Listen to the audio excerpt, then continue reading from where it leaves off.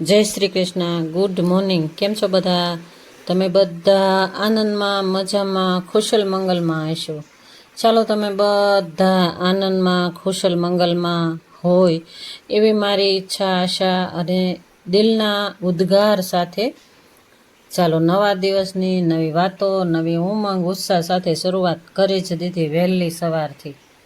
ચાલો, વહેલી સવારથી આજે તો વરસાદી વાતાવરણ હતું અને આજે તો એટલો બધો વરસાદ આવ્યો હતો ને વહેલા સવારે 5 વાગે વહેલા સવારે વરસાદ. તો ફળિયા જોઈ શકો છો તમે. ફળિયામાં એટલા બધા પાન ભેગા કરવાનું સામાણો લેવો પડે, પણ મને વરસાદ બહુ હતો ને એટલે અત્યારે ધીમો ધીમો ચાલુ જ હતો.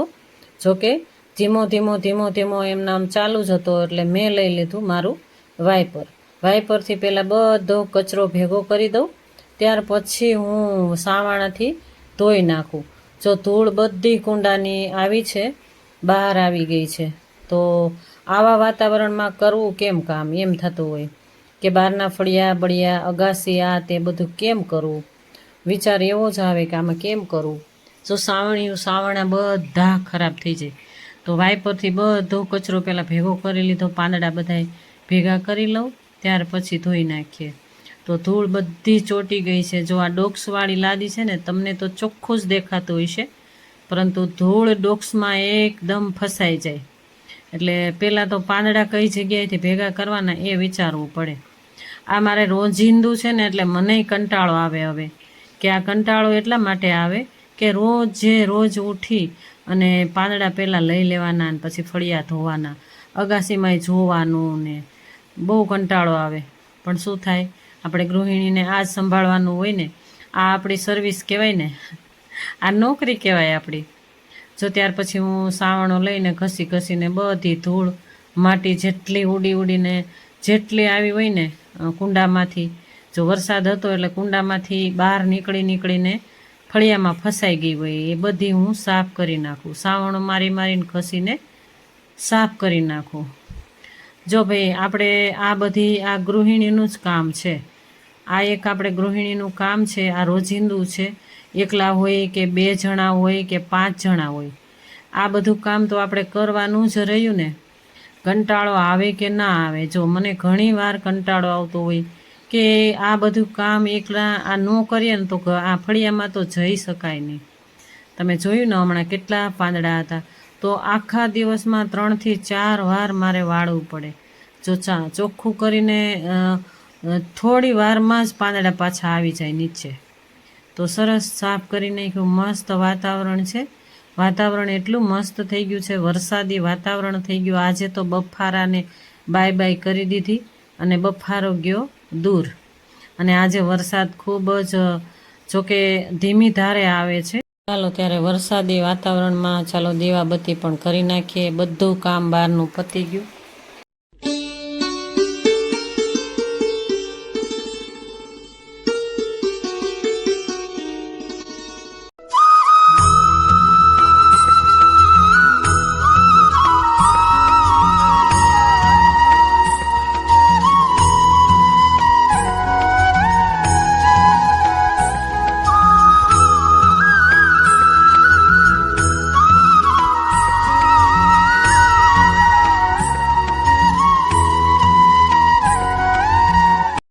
પોઝિટિવ વાતાવરણની અંદર મસ્ત મજાના જો સૂર્ય દર્શન દેવા લાગ્યા.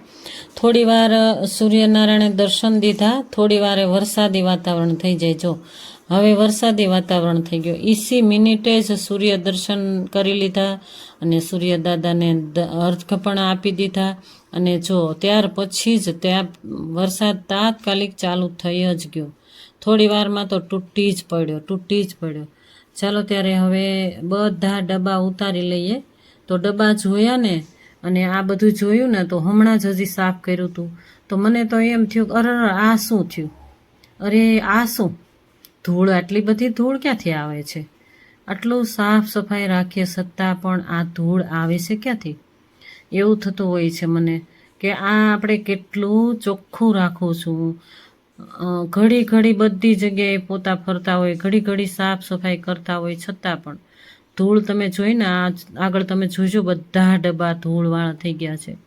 તો જો ધૂળ તો હમણાં ઉડતી જ નથી, અને આ હમણાં જ સાફ કર્યું હતું, તો આ આવી ક્યાંથી? તો મને ઘડીક તો એમ થયું કે આ શું, એમ જ થઈ ગયું કે આટલી બધી ધૂળ એમ. તો ચાલો ડબ્બા બધા જોઈ લઈએ, આમાં કાંઈ પણ કીડા પડી ગયા હોય કે ડંખ પડી ગયા હોય. બધા ડબ્બામાં થોડી થોડી દાળો રહી છે, બધી દાળો, જો ચણાની દાળ, મગની દાળ, એ બધી થોડી થોડી સામે જ રાખવું, કારણ કે હાલતા ને ચાલતા આપણે જરૂર પડતી હોય છે. એટલે આ બધા નાના નાના ડબ્બામાં બધું જરૂરી વસ્તુ ભરી જ છે. તો આ જોયું તો મને એમ થયું આટલી બધી ધૂળ, બાપ રે. તો હવે આ જો કેટલું ધૂળ છે, મને તો ઘડીક તો એમ જ થઈ ગયું કે આટલી બધી ધૂળ ક્યાંથી આવી. તો ચાલો તોય પણ ઝાપટી નાખીએ, કાંઈ વાંધો નહીં. મને ઘણું એમ થયું, મારું મોઢું તમે જોઈ શકો છો, મને ઘણું એમ થયું કે આ આવી ક્યાંથી ધૂળ આટલી બધી એમ. તો સાફ સફાઈ કરી નાખીએ, ચોખ્ખું કરી નાખીએ. આ સમયે આ મારે કાપડ ધોવાનું હતું, આ પડદો જે આપણે કવર હોય ને ફ્રીજનું, એ ધોવાનું હતું, પણ વરસાદ કે મારો વારો, વરસાદ ચાલુ જ છે, ધીમો ધીમો ધીમો ચાલુ જ છે. જો વયો જાય, થોડી વાર દર્શન દેવા લાગે, સૂર્યનારાયણ ખુલ્લા થઈ જાય, તરત જ પાછું વરસાદ આવી જાય. એટલે મને એમ થાય કે જાડું છે, સુકાશે નહીં, અત્યારે નથી ધોવું, એમ નામ ઝાપટીને રાખી દઉં. જ્યારે ખૂબ તડકો પડશે ને ત્યારે હું એક કી સાથે ધોઈ નાખીશ, બધા કપડાની સાથોસાથ. તો જોયું, મને થયું કાંઈ વાંધો નહીં, હવે સહેજ મેલા જેવું લાગ્યું મને, સહેજ આમ ધૂળ લાગેલી હતી ને, એટલે સફેદ કાપડ હોય ને એટલે એવું દેખાય જ સીધું. તો જો મને ઘડીક તો એમ થયું આ શું થઈ ગયું, જો કેટલી ધૂળ છે જો. તો આટલી ધૂળમાં હવે આ સાફ કરી નાખીએ બધા ડબ્બા. તો એક ફિનાઈ ડબ્બા જ્યારે લૂછીએ ને ત્યારે એક ફિનાઈવાળું પોતું અને એક કોરું પોતું રાખી દેવાનું, એટલે લૂછી નાખવાના. અત્યારે તો ખાલી કરીને સાફ કરવાના જ ન હોય, ઉપરથી જ લૂછવાના હોય.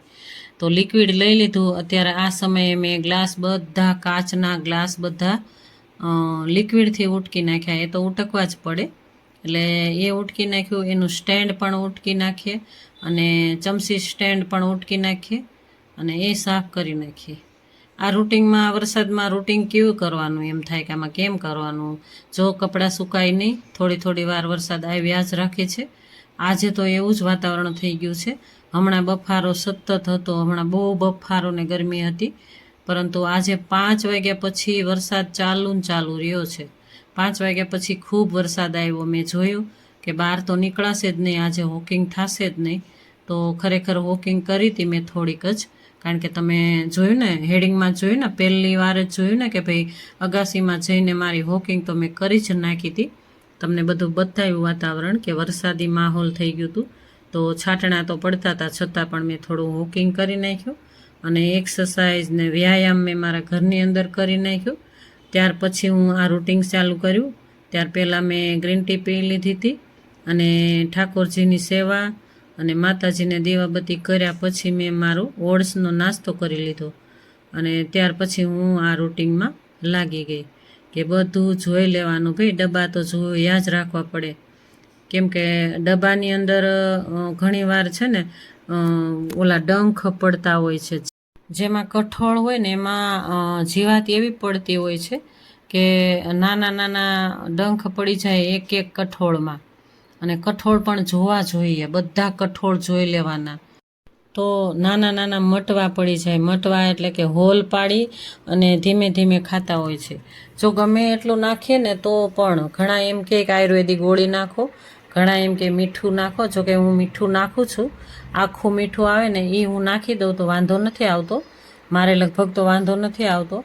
પણ એ બધું તોય પણ તપાસ તો કરવું જ જોઈએ. એક એક ડબ્બામાં મોટું ઓલું મીઠું આવે છે ને, મીઠું પહેલાં આવતું ને જે મોટા દાણાવાળું, એ મીઠું નાખી અને રાખી દઉં એમ.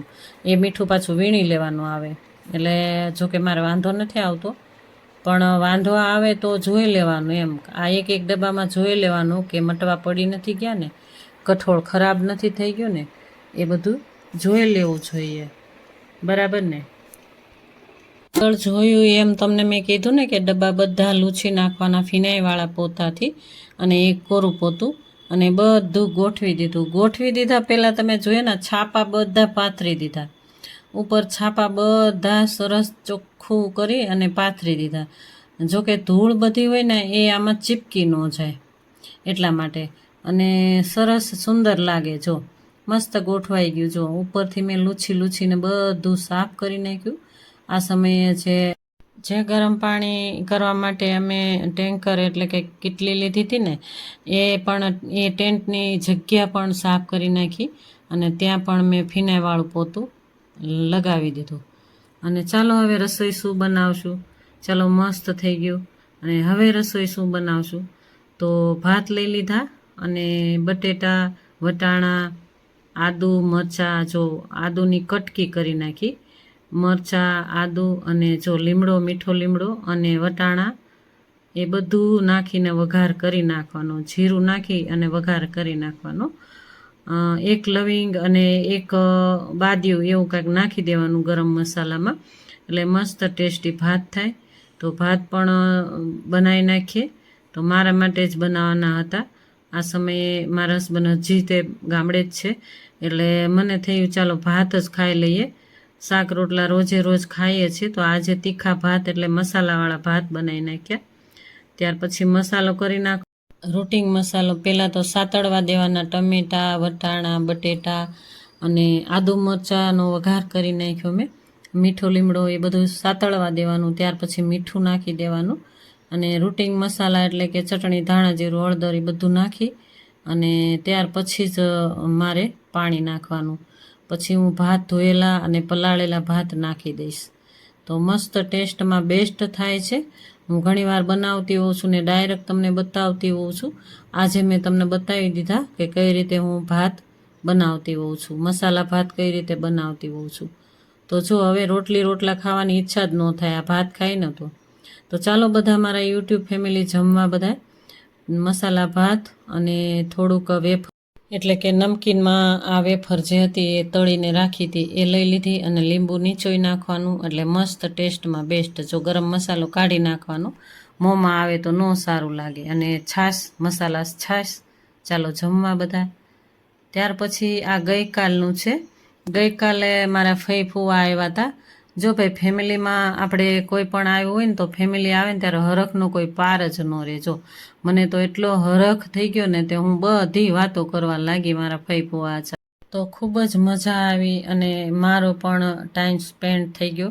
જોકે મારો ટાઈમ સ્પેન્ડ એટલા માટે થઈ ગયો કે મારા ફઈ ફુવા આવ્યા એટલે મારું મગજ, મારું માનસિક સ્થિતિ મારી હળવી થઈ અને મને એ લોકો લઈ જવા માગે છે કે તું આવ જ, એમ કે અત્યારે ચાલ આવ જ અમારી સાથે, જમવા જવાનું છે બહાર. છોકરીઓ કહે છે જમવા જવાનું એટલે બહાર જવાનું છે. તો હું એમને ના પાડું છું કે મેં જમી લીધું. આ સમયે મેં જમી લીધું હતું. 8 વાગી ગયા હતા રાતના. અને ફઈ ફુવા એટલી જીદ કરતા હતા કે નહીં તું સાથે હોય ને તો મજા આવે છે, એમ કે મારા ફુવાથી કે નહીં તું ચાલ જ, કે બહેનોને ખૂબ ગમશે. આ મારા ફઈ ફુવાના દીકરીઓ 2 છે, મારી બહેનો. એ બહેનો પોલીસમાં નોકરી કરે છે અને પોલીસ લાઇનમાં જ રહે છે, ક્વાર્ટર્સમાં. તો એ ક્વાર્ટર્સમાં એ લોકો આવે ને ત્યારે, જ્યારે ગામડેથી આવે ને ત્યારે મને મળવા આવે જ. તો આજે અમે બધા વાતો કરીએ છીએ. ભાઈ પરિવાર સાથે રહીને વાતો કરવાની ખૂબ જ મજા આવે અને આપણે પણ હળવા થઈએ. કાંઈ પણ આપણે અંદરનું ટેન્શન હોય ને તો દૂર થાય.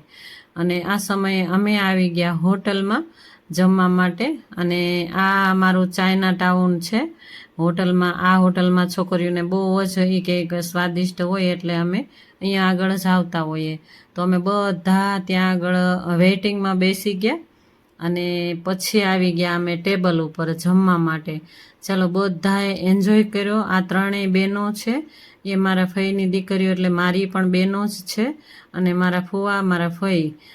અને મને તો એમ જ લઈ ગયા કે હું તો જમવાની જ નથી, હું તો બેસીશ તમારી સાથે. તો ફઈ કે ચાલ બેસ પણ તું આવે, પણ મને કાંઈ બેસવા દે નહીં, કે નહીં જમવું જ પડશે, થોડુંક તો જમવું જ પડશે. એટલે પરાણ ના મને જમાડી અને અમે બધાએ જમીને ફોટોશૂટ પણ કર્યો મસ્ત મજાનો. ચાલો ત્યારે આજનો દિવસ, ગઈકાલ બપોર પછીનું આ બ્લોગમાં તમને કેવું લાગ્યું? તમને સારું લાગ્યું હોય, ગમ્યો જ હશે જરૂર ને જરૂર. મને એવું લાગે છે કે તમને ગમ્યો જ હશે. તો જો ગમ્યું હોય તો એક લાઈક કરજો અને ફેમિલી મેમ્બરમાં શેર કરજો. અને જો નવા હોય તો સબસ્ક્રાઈબ કર્યા વગરના ન જતા. અને જેણે સબસ્ક્રાઈબ કર્યું છે ને એને મારા ખૂબ ખૂબ ધન્યવાદ, આભાર. તો મારી સાથે બન્યા રહેજો, મારા રોજે બ્લોગ જોજો. 5 વાગ્યા પછી મારા આ લોંગ બ્લોગ આવી જ જશે, તમારી સુધી પહોંચી જ જશે, હે ને? એટલે શોર્ટ વિડીયો 3 કે 4 આખા દિવસમાં હું રાખવાની છું. સવારે 7 વાગે, બપોરે 11 વાગે અને સાંજે 7 વાગે. આ મારા શોર્ટ વિડીયા. જોકે હું 3 વાગે નાખતી હતી, હવે હું 3 વાગે નહીં નાખું, સાંજે ડાયરેક્ટ 7 વાગે. એટલે 3 જ મારા શોર્ટ આવશે અને લોંગ 1 બ્લોગ આવશે. એટલે મને પૂરેપૂરો સાથ સહયોગ આપજો અને પૂરેપૂરો વિડીયો જ જોઈજો. અને જો ગમે ને તો લાઈક તો જરૂર ને જરૂર કરજો. અને રોજ જે મારા વિડીયો જોઈજો. તમને કાંઈક ને કાંઈક નવું શીખવા મળશે અને કાંઈક ને કાંઈક તમને એન્જોયમેન્ટ મળશે મારા રૂટિનમાં. ચાલો, હવે કાલ પાછા ફરી મળશું. આજની રૂટિન લાઈફ તો આવી હતી, આવતીકાલ પાછા ફરી મળશું રૂટિન લાઈફમાં. ચાલો, જય શ્રી કૃષ્ણ, રાધે રાધે.